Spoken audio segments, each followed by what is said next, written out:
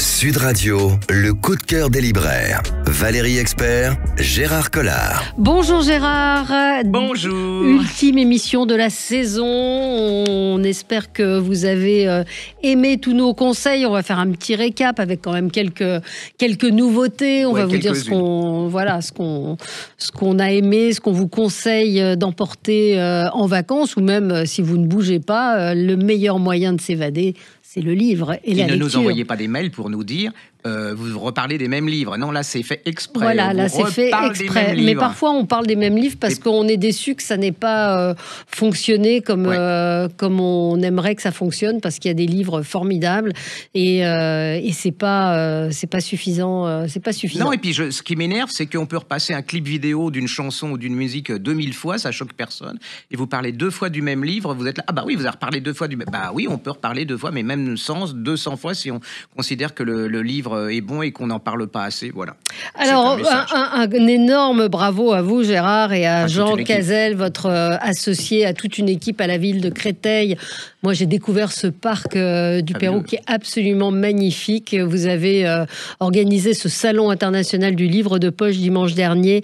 C'était absolument extraordinaire. Je crois que c'est un des plus beaux salons du livre que j'ai vu. C'était un vrai salon, de vraies rencontres avec des passionnés de lecture. Il y avait une queue le matin à l'ouverture qui tournait le coin de la rue. Enfin, ça réconcilie avec l'humanité de voir qu'il y a des gens aujourd'hui qui sont prêts à faire la queue pour aller dans un salon, pour rencontrer des auteurs, pour acheter des livres. Vous avez eu plus de 20 000 visiteurs, ce qui est quand même assez extraordinaire. C'est à Créteil, on n'est pas en plein centre de Paris. Non. Ce sont des auteurs qui sont là quasiment pendant 2 jours à chaque fois, et non pas comme au Salon du Livre de Paris où ils ont des petits créneaux de 2 heures chacun. C'était dans la campagne, dans la nature, enfin dans la campagne, dans la verdure. Il y avait des bottes de paille. Moi, j'ai fait plein de photos parce que je trouvais que c'était très beau de voir ces gens prendre leurs livres, s'installer, commencer à les lire les dédicaces. J'ai entendu une jeune fille, ça m'a fait rire, qui a dit pour moi, le soir, je les garde et le soir, je rentre chez moi et j'ouvre les livres pour lire les dédicaces. Et c'était vraiment extraordinaire. Il y a une dame qui m'a fait, je trouve que ça correspond bien, c'était la parenthèse enchantée. C'était vraiment une parenthèse enchantée. Et ce que je veux dire, mais parce que souvent c'est des magots, mais alors tout le monde souriait. Vraiment, là, c'était le sourire et tout. On a fait plein de salons, donc je ne renie rien. C'était très bon enfant. Oui, les gens, on sentait qu'ils étaient heureux. Il y avait le côté parc, nature et tout. Mais ce que je veux dire, et j'insiste, c'est toute l'équipe technique de la ville des parcs et jardins de Créteil, qui ont été, mais dès le début, souriants. Ils étaient enthousiastes. J'étais horrible avec ces gens parce que j'avais emmêlé 170 mètres de drapeaux de fanions à suspendre, et je leur ai dit, il me faut les défaire. Enfin, il faut les démêler. Et ben, ils ont passé 1h30 en souriant, et en plus ils les ont suspendus au plafond, ils ont fait des totems en bois, mais c'était vraiment magnifique. Félicitations à la ville de Créteil. À la ville de Créteil qui a joué le jeu. J'ai rarement vu un parc municipal aussi bien fleuri, aussi bien entretenu.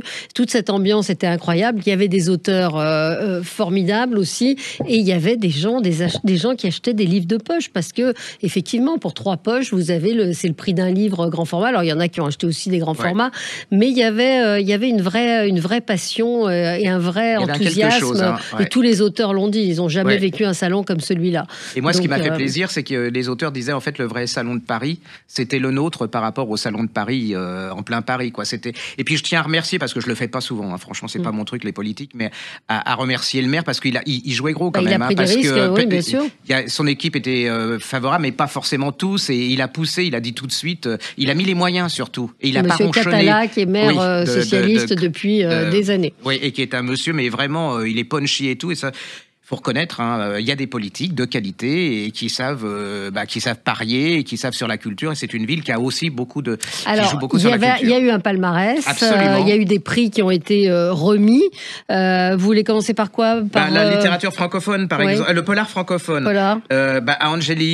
Angelina Delcroix pour Jusqu'à la mort. On va pas résumer. On en avait parlé des bouquins, donc on va pas refaire le résumé. C'est chez Hugo Poche. Vous avez en polar étranger, vous avez Hergé et Laurie pour Au nord de la frontière. Tout ça, c'est des excellentissimes livres de poche. Moi, j'y suis pour rien. J'étais pas dans le jury, donc je peux le faire tranquille. Il y a dans la littérature étrangère, c'était Nguyen Phan Ke Mai qui a écrit Là où fleurissent les cendres chez Point. Vous savez, c'est cette femme qui raconte au Vietnam pendant la guerre ces portraits de femmes absolument incroyables. Et puis il y a aussi un coup de cœur pour Césandre de Hélène Gestard. Allez-y, il y a un site, Créteil en poche, vous allez voir tous les prix avec les résumés et tout. Et donc c'est un joli prix. R.J. Ellory aussi, qui était dans le polar, le prix du polar. Et puis qui est en plus très gentil, c'est-à-dire qu'il nous suit depuis des années. C'est pas pour ça qu'il a eu le prix, mais qui nous suit depuis. En fait, je remercie les auteurs parce que ils nous suivent depuis des années alors qu'on n'était pas connus. Franchement, ils nous suivent depuis le début et voilà, sans eux, ça serait pas. En tout cas, bravo et on espère qu'il y aura une nouvelle édition, même si vous êtes sur les rotules aujourd'hui. Voilà. Donc, petit récap des livres à lire. Je vais vous embêter, mais j'ai fait mon plan de bataille. Ah bon, alors allez-y. Vous voulez commencer par un livre que vous avez lu ? Dans ce salon, il y a une dame qu'on aime beaucoup qui s'appelle Frédéric de Gelt, qui a écrit un livre qui s'appelle Sauvagerie chez Actes Sud. Et elle me dit, je suis désespérée, j'ai l'impression que personne n'a lu ce livre. Il n'y a pas d'article, il n'y a rien. J'ai mis beaucoup de dans moi-même. Et bon, alors, c'est pas vous connaissez, c'est le nombre d'auteurs qui nous disent... oui, il y en a beaucoup. Oui, il y en a qu'on lit et puis qu'on se dit, ils n'ont pas eu tort de ne pas faire d'article. Et là, j'ai lu ce bouquin qui est absolument fabuleux et c'est une honte. Enfin, c'est une honte qu'on n'ait pas fait d'article là-dessus. Et j'ai la honte moi-même de ne pas avoir fait attention à ce bouquin. On est au XVe siècle, dans les Caraïbes, et on nous explique... Alors, c'est une tribu, enfin, c'est les gens qui habitaient avant les Espagnols et avant les esclaves noirs qui ont vécu et qui ont vécu aux Caraïbes. Et c'est une tribu qui s'appelle le Taïno, c'est un peuple qui a été exterminé par les Espagnols. Et là, il y a une jeune femme qui s'appelle Taïna. Elle est chamane, elle est brillante, intelligente. Alors, c'est une tribu qui était, c'est presque idyllique, mais ils étaient très avec la nature. Il n'y avait pas de violence. Chaque fois s'ils défaisaient un arbre, s'ils coupaient un arbre, c'est parce qu'ils en avaient besoin. S'ils tuaient un animal, c'est parce qu'ils avaient besoin de l'animal pour manger. Enfin, voilà, c'était une tribu qui demandait rien à personne. Les Espagnols arrivent, ils vont les exterminer. Elle est amoureuse avec un Espagnol, mais qui lui adhère à la façon de penser de ces gens. Et à travers son journal, il y a un moine qui lui dit « Écoutez, votre tribu est en train de disparaître, il faut absolument que vous écriviez ce qu'étaient ces gens, qui vous étiez. On a besoin de votre mémoire. » Et là, elle va vous raconter, et vous êtes embarqué dans une chose absolument d'une force inouïe. C'est à la fois un roman historique, c'est à la fois un roman d'aventure, parce qu'il se passe des choses. Il y a des moments où vous vous arrêtez, vous dites « La nature humaine n'est pas capable de faire ça. » Elle était capable de faire ça. C'est un livre absolument d'une puissance rare. Elle écrit, c'est de Gelt, elle écrit avec un style éblouissant. Et vous ressortez de là-dedans, vous comprenez. Alors en plus, je savais pas qu'il y avait eu un peuple avant les Espagnols. Voilà, j'ai découvert complètement. Oui, c'est ça. C'est qu'à la fois on est dans du roman historique, mais avec une intrigue qui vous absolument qui vous apprend quelque chose, qui vous cultive et qui vous fait découvrir des gens qui étaient absolument exceptionnels, avec leurs défauts aussi, mais on va pas en faire non plus. Mais qui étaient par rapport à nous, à l'écologie, et ils étaient vraiment raccord avec la nature. Donc allez-y, on vous demande pas grand-chose, enfin si quand même, dans l'année de sauver des livres, mais là il faut absolument que vous mettiez... si vous aimez l'histoire... Voilà, vous allez chez votre libraire, vous l'ouvrez, vous regardez si ça vous plaît, vous le lisez, et si ça vous plaît beaucoup, vous en parlez à vos copains, vos copines, vous en parlez sur vos blogs. C'est compliqué pour les livres. C'est un peu comme le cas d'Émilie Guillaumin, cet écrivain qu'on aime beaucoup. Quand son livre est sorti, il est sorti en même temps que celui de Raphaël Quenard, donc elle n'a pas eu droit à autant de presse, et c'est des livres qui méritent que vous vous y intéressiez. Émilie Guillaumin, elle avait écrit L'Embuscade, ça existe au format poche, l'histoire d'une femme qui est mariée avec un militaire en mission. On vient frapper à sa porte, ce moment terrible, redouté, voilà. Et on lui dit, votre mari, voilà, était pris dans une embuscade, ils sont tous morts. Et donc, c'est l'histoire, comment va-t-elle le dire à ses enfants, la façon dont elle est accompagnée. C'est un livre formidable. Et là, elle vient de publier Soleils invaincus. C'est vous, Gérard, qui m'en aviez parlé. Donc, l'histoire de ce couple dans le milieu de la télévision, lui sans trop de morale, qui fait des émissions de télé-réalité. Le fils assiste à une agression et plutôt que de porter secours, il filme. Et là, sa mère se dit, mais bon sang, qu'est-ce qu'on lui a inculqué, qu'est-ce qu'on lui a appris? Et elle décide de partir, de l'enlever et de l'emmener vivre dans une forêt. Il faut lui dire aussi qu'elle découvre qu'elle est malade, c'est-à-dire qu'elle a une grave maladie en plus, ce qui fait qu'elle va changer de vie. Et là, mais c'est tout un portrait de notre société, hein, c'est-à-dire tous nos défauts, ce qu'on essaye de... Les parents vivent, moi je juge pas. Ce qu'on a oublié aussi parfois, les vertus d'une vie sans portable. Ouais. C'est formidable, vraiment, c'est un très bon livre. Ça fait partie de nos conseils de lecture de cet été. Alors, quoi d'autre, Gérard? Alors, on va continuer. J'ai un petit polar dont tout le monde... pareil, hein, personne n'en parle. Il faut dire que la couverture, je veux pas être méchant, mais c'est pas... quand j'ai vu la couverture, si on me l'avait pas envoyé en me disant essaye de regarder quand même parce qu'il y a peut-être quelque chose, c'est de Pierre Berville, ça s'appelle L'émeraude de Levallois, et aux éditions Télémac. Alors l'émeraude, c'est un garage, hein. Alors le garage, j'adore ça, c'est les vieilles voitures, il restaure les vieilles voitures. Il y a un patron intelligent, dynamique et tout. Puis alors il y a une secrétaire comptable, là, ça joue là. Elle est pas mal, hein, la secrétaire comptable. Et là va commencer un polar de fou. C'est-à-dire, alors en plus, je sais pas si Nadine Monfils, vous savez, avec cet art de la formule, de l'humour, un peu Audiard. Là, vous retrouvez ces Audiard, Nadine Monfils, un peu déproche, tellement il y a des moments, alors, la formule, elle est là. Moi, je lisais ça, je me disais, oh là, je vais le noter parce que le gars, il joue avec les mots, ce qui est de plus en plus rare, hein, parce que les auteurs, souvent, ils ont tellement peu de mots qu'ils peuvent pas jouer à grand chose, hein. Donc, c'est toujours donc, c'est jubilatoire, hein, comme on dit, j'ai adoré. Il y a un côté british, il était français. Publicitaire, Pierre Berville, ça a été un très grand publicitaire. Oui, absolument.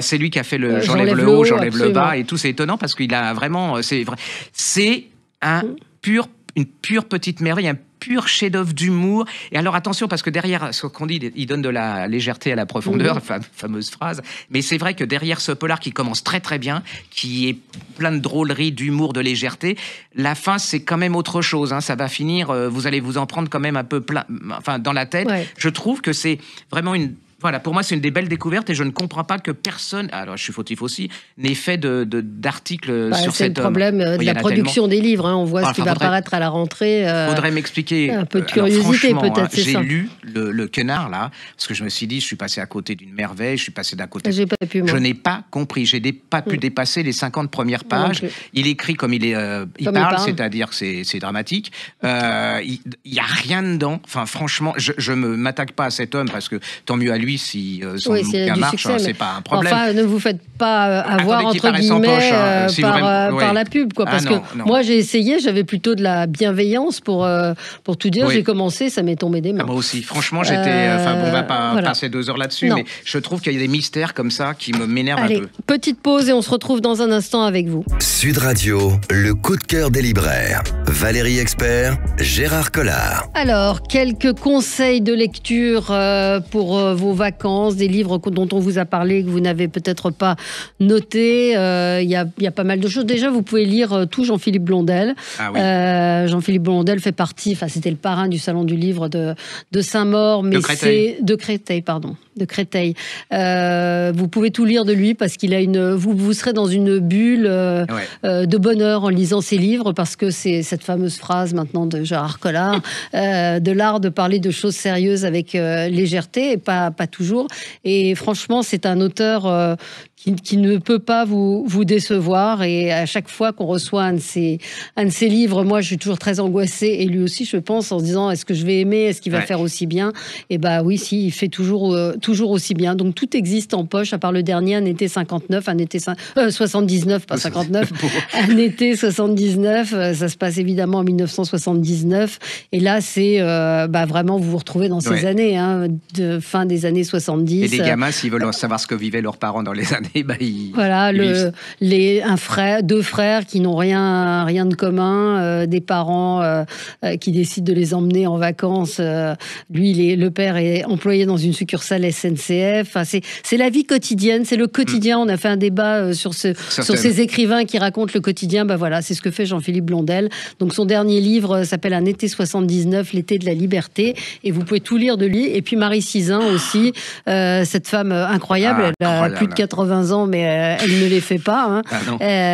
Et donc c'est là aussi un petit bonheur à chaque fois. Le dernier livre n'est pas très gai, mais c'est l'histoire qui peut parler à beaucoup de gens d'un adultère adultère d'une femme qui a vécu 40 ans, ce qui est assez extraordinaire, avec un homme qui était marié avec une femme malade. Elle apprend la mort de cet homme et ce sont tous ces souvenirs qui reviennent.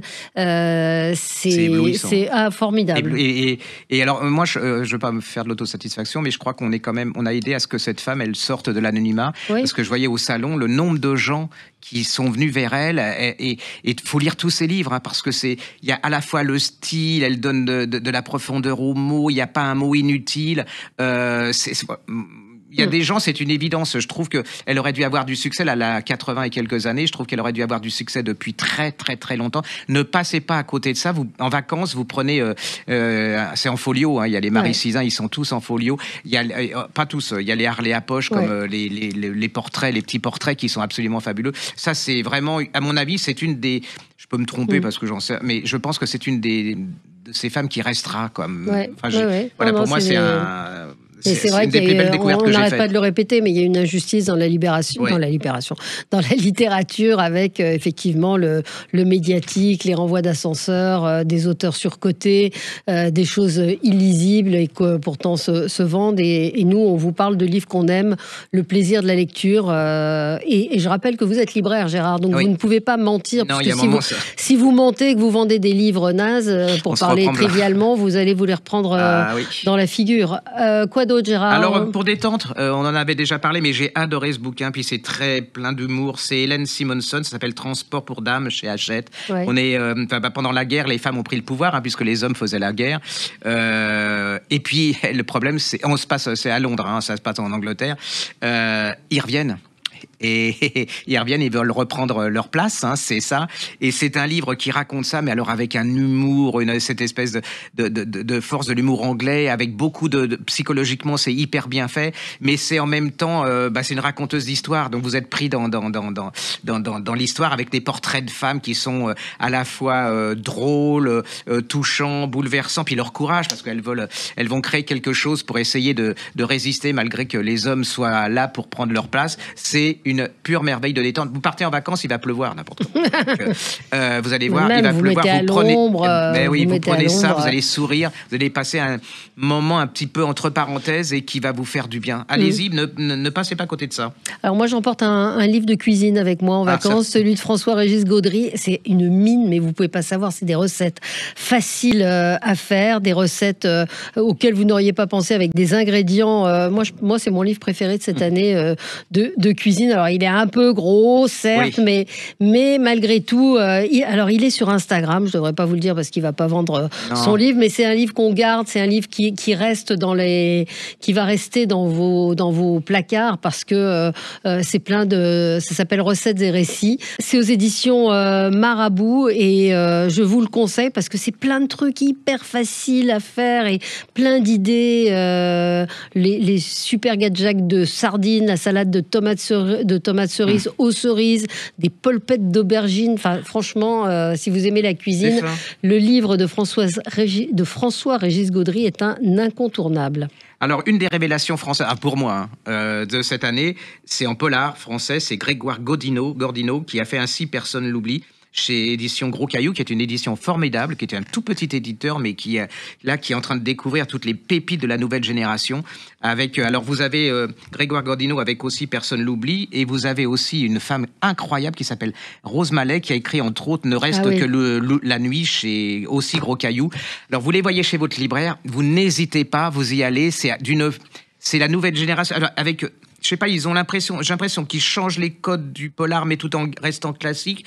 Ils ont un sens du suspense qui vous bouscule. Moi, il y a des scènes là-dedans, je suis resté bouche bée. Hein. Il y a un moment, je me suis dit, ils vont pas oser faire ça. Et s'ils l'ont fait, ça m'a beaucoup énervé parce que j'aime pas qu'on me dérange quand je suis dans mes polars comme ça. Je crois que j'ai trouvé ces deux avec un style parfait. C'est vraiment pour moi la quintessence de ce que peut faire la nouvelle génération de polars français. Un homme, une femme. Vous voyez ces deux noms, Rose Mallet et Grégoire Gordino. Lui, c'est Ainsi personne l'oublie, et elle, c'est Ne reste que la nuit. Ils en ont écrit d'autres. Hein. Vous pouvez y aller. Il y en a en livre de poche, je crois, et tout. C'est vraiment parmi les révélations françaises de l'année. Des livres pour enfants aussi. Faites lire vos enfants. Ah oui. On parle beaucoup des écrans, etc. Je vous assure que quand vous lisez une histoire à un enfant, il oublie les écrans, il oublie les portables. Alors là, c'est quoi, Juliette? Ça va être bientôt la rentrée. Il faut aider les préparer les. Oui, mais les enfants, il faut les préparer parce que si vous les amenez au mois de septembre, là, tout de suite, sans rien faire, il y en a certains. Et c'est de Carole Minker et Anna Siméon. Ça s'appelle Juliette ne veut plus aller à l'école. C'est chez Larousse Jeunesse et c'est des chouettes. Une petite chouette, elle veut pas aller à l'école. Et là, à travers l'histoire, vous allez montrer aux gamins l'intérêt d'aller à l'école. J'adore. Très mignon, le dessin est très mignon, donc c'est vraiment pour les petits. Ouais, je l'ai choisi parce que voilà, très beau dessin. C'est ma collègue du rayon jeunesse enfant, qui m'a dit allez prends ça. Carole c'est super. Minker, Anna Siméon, c'est chez Larousse Jeunesse. Juliette ne veut plus aller à l'école et c'est cette petite chouette trop mignonne. En poche, polar, Céline Guis, Jules Verne contre Nemo. Alors ça, c'est une révélation. C'est aux éditions Mon Poche. Elle a une idée géniale. Elle prend Jules Verne, elle le met à Amiens, qui est sa ville où il a vécu, et je crois qu'il est mort là-bas, et elle va le transformer en enquêteur. C'est vraiment, il y a apparemment un serial killer qui s'appelle Nemo, et lui avec un couple, il y a un jeune journaliste assez spécial, le jeune journaliste, je vous dis rien, mais je vous débriefe pas, mais vous allez voir, vous allez être surpris, et un inspecteur, et là vous allez vous transporter avec Jules Verne à Amiens, leur ville absolument incroyable. Elle a un don pour reconstituer l'époque, pour vous faire redécouvrir Jules Verne. Moi, alors elle aussi dans le polar, ça a été pour moi une des révélations. Ouais, elle est très forte, la fille. Hein, et puis vous allez passer un bon moment. C'est un petit livre de poche, c'est pas cher, donc très cher. Voilà, c'est pas mal. C'est pas mal. Quoi d'autre? Si, il y a.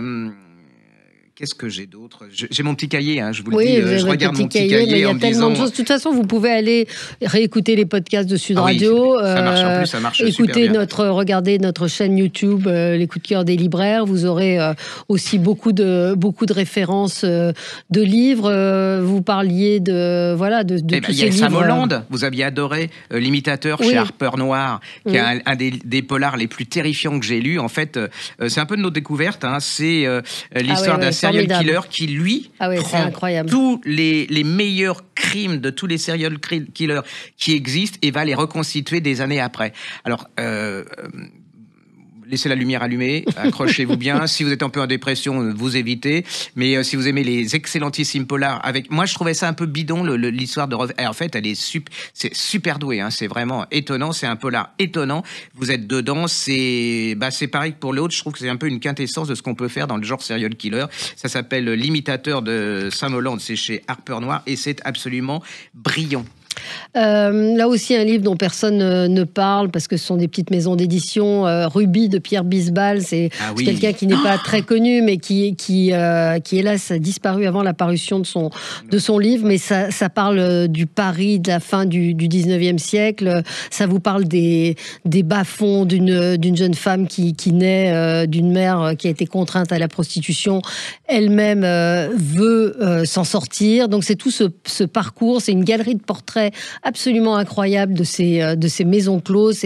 C'est le Paris de la fange, c'est le Paris du crime, et elle-même est assez courageuse pour essayer de se sortir. Mais c'est vrai que c'est intéressant de revisiter cette période de cette manière, parce qu'en plus il a une écriture qui est très très visuelle, qui raconte tellement bien qui décrit tellement bien cette femme, ce soif de liberté et de s'en sortir. Très beau portrait de femme et très beau portrait de ces bas-fonds de Paris. Ça s'appelle Ruby de Pierre Bisbal et c'est aux éditions d'Avalon, les éditions d'Avalon. Et moi, c'est un de mes auteurs préférés. Hein.